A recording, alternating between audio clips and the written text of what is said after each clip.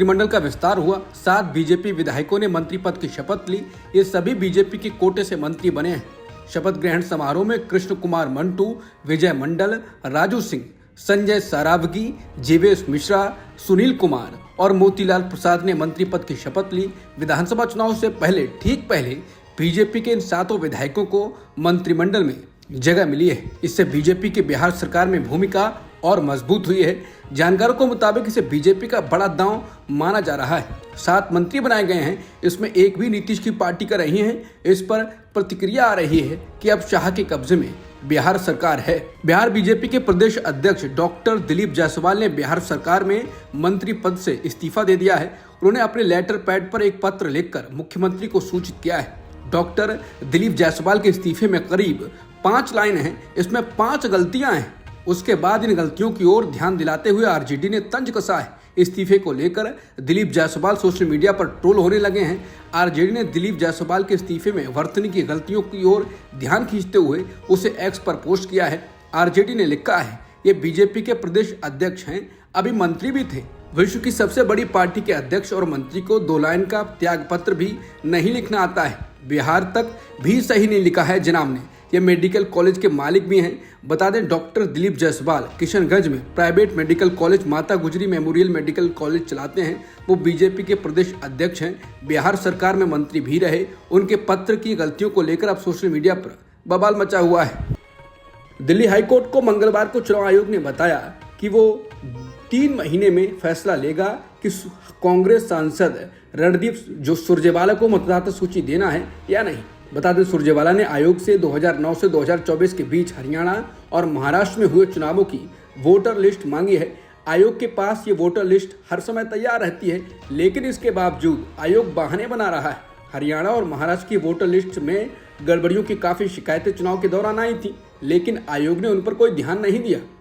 चुनाव आयोग के इस दावे पर कांग्रेस नेता गुरदीप सिंह सप्पल ने बयान दिया है। उन्होंने कहा है कि फाइल कॉपी पेस्ट करने के लिए 3 महीने और चुनाव आयोग ने हाईकोर्ट को कहा है कि कांग्रेस को वोटर लिस्ट का डेटा देने का फैसला वो 3 महीनों में करेगा। करीब 3 महीने पहले कांग्रेस ने 2009 से अब तक की हरियाणा और महाराष्ट्र की वोटर लिस्ट का डेटा मांगा था। चुनाव आयोग ने कहा है ये लॉजिस्टिकली संभव नहीं है। सप्पल ने कहा कि क्यों, सभी वोटर लिस्ट का डेटा चुनाव आयोग के सर्वर में है, उसमें कोई बदलाव करना नहीं है, कोई विश्लेषण करना नहीं है।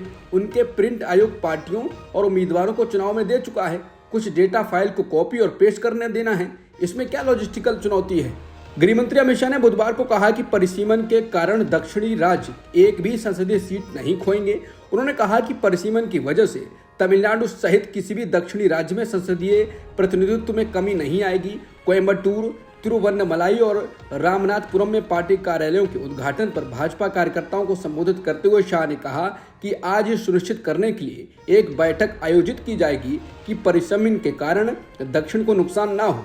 तमिलनाडु में जनता परेशान है, यही कारण है कि तमिलनाडु के सीएम एम.के. स्टालिन और उनके बेटे उदयनिधि स्टालिन जनता का ध्यान भटकाने की कोशिश कर रहे हैं। शाह ने कहा कि मैं दक्षिण भारत की जनता को आश्वस्त करना चाहता हूं कि मोदी जी ने यह सुनिश्चित करने के लिए आपके हित को ध्यान में रखा है कि एक भी सीट कम ना हो और जो भी बढ़ोतरी होगी उसमें दक्षिणी राज्यों को उचित हिस्सा मिलेगा। इसमें संदेह करने का कोई कारण नहीं है।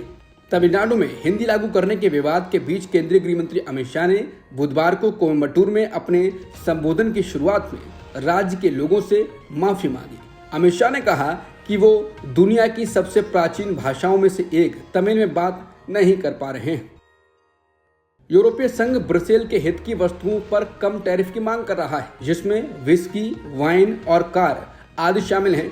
भारत के साथ मुक्त व्यापार समझौता यानी FTA हासिल करने के लिए 27 सदस्यीय समूह के लिए ये एक महत्वपूर्ण चर्चा का विषय होगा। इसको लेकर चर्चा है कि क्या भारत और यूरोपियन यूनियन में बात बनेगी, क्योंकि सभी अपने हितों पर ध्यान दे रहे हैं। बता दें, यूरोपीय आयोग के अध्यक्ष और शीर्ष यूरोपीय नेतृत्व 27-28 फरवरी को भारत आएगा। भारत यात्रा के दौरान व्यापार और टेक्नोलॉजी प्रमुख मुद्दों में से एक होंगे। जम्मू कश्मीर के राजौरी जिले में लाइन ऑफ कंट्रोल के पास आतंकियों ने सेना के एक वाहन पर फायरिंग की है। सेना के अधिकारी ने बताया है कि आतंकियों ने सुंदरबनी इलाके में ये फायरिंग की है। रक्षा विभाग के अधिकारी के मुताबिक अब तक इस घटना में किसी भी पक्ष से किसी भी के घायल होने की कोई खबर नहीं है। इस घटना के बाद इलाके में सर्च ऑपरेशन चलाया जा रहा है। अमेरिका के राष्ट्रपति डोनाल्ड ट्रंप ने ऐलान किया है कि जल्द ही वो दुनिया भर के अमीरों को गोल्ड कार्ड बेचेंगे। इस कार्ड के जरिए दुनिया भर के अमीरों को अमेरिका में बसाने की तैयारी की जा रही है।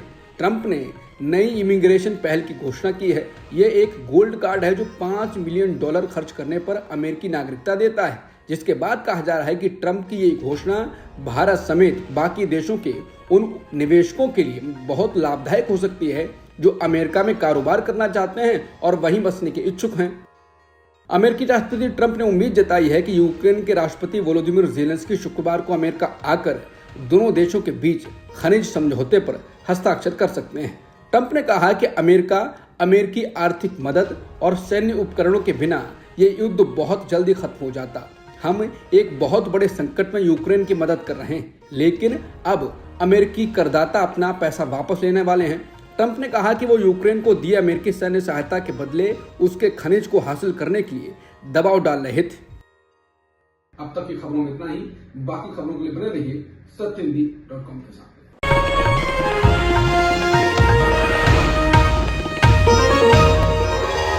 Copyright disclaimer under Section 107 of the Copyright Act 1976. Allowance is made for fair use for purposes such as criticism, comment, news reporting, scholarship, and research. Fair use is a use permitted by copyright statute that might otherwise be infringing.